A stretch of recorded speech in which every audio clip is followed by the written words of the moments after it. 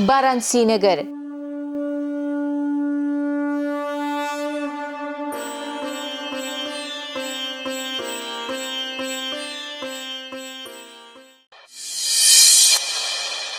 नोंथाङा वाराणसी नगरनि जारिमिनखौ मिथियो ना?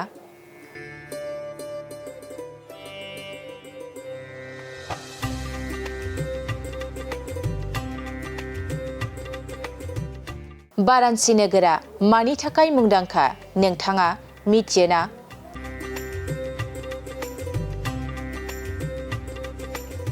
वाराणसी नगरनि जारिमिनखौ मिथिनो लुबैदोंब्ला नोंथाङा नैबे जोंनि बड'लेण्ड बुब्लि खौरां बिजोंनि गेजेरजों मिथिना ला। वाराणसी नगर।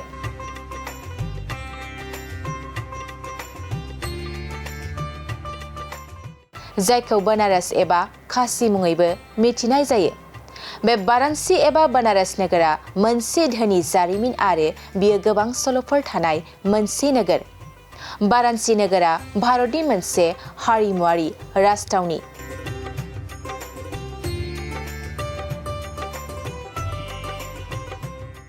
जाय गावनि आरिमु, शिल्प, देंखो आरो मोसानायनि थाखाय मिथिजायो।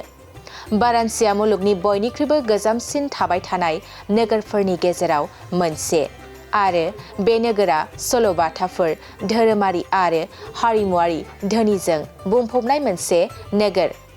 गोदो गोदायनि जारिमिननि बायदिब्ला वाराणसीया गेजेर गंगा हायेननि गिबिसिन आर्य थाग्रा खुलिमोन।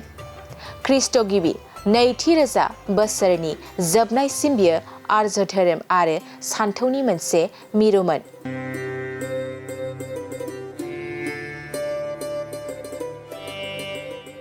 हिन्दुआव गोदो गोदायनि सल'बाथा बायदिब्ला वाराणसीखौ इसोर शिबनि नोगोर होननानै मिथिनाय जायो आरो गोदो गोदायनि सल'बाथायाव बुंनाय बायदिब्ला महादेबआ समनि जागायजेननायाव गावनि आंगो बिसि पार्वतीजों वाराणसीयाव थाबायलांदोंमोन।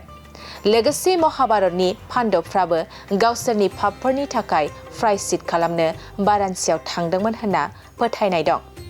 बेनि अनगायैबो वाराणसीयाव बुद्धनि समाव काशी रायजोनि राजथावनिबोमोन।